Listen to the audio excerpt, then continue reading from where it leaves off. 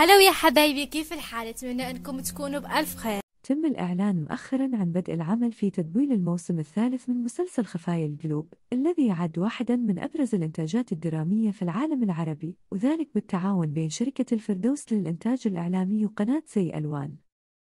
يتميز المسلسل بقصة مشوقة ومثيرة تدور حول عدد من الشخصيات والأحداث التي تتداخل فيما بينها، ويتضمن عناصر الإثارة والتشويق والرومانسية، مما يجعله يحظى بشعبية كبيرة بين المشاهدين.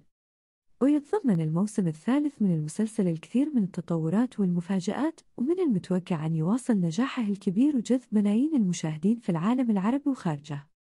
يعد العمل في تدوين الموسم الثالث من مسلسل خفايا القلوب إنجازاً كبيراً لشركة الفردوس للإنتاج الإعلامي، التي تعد واحدة من أبرز الشركات الإنتاجية في المنطقة، وتتمتع بخبرة واسعة في إنتاج الأعمال الدرامية والترفيهية ذات الجودة العالية.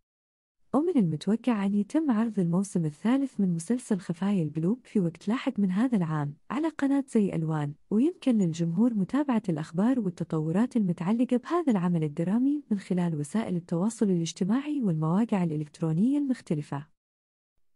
شكرا لمتابعتكم لهذا الفيديو، ونأمل أن يكون قد نال إعجابكم. نحن في قناة دراما هندي تجمعنا نسعى دائما لتزويدكم بأحدث الأحداث والأخبار المثيرة حول مسلسلاتكم المفضلة.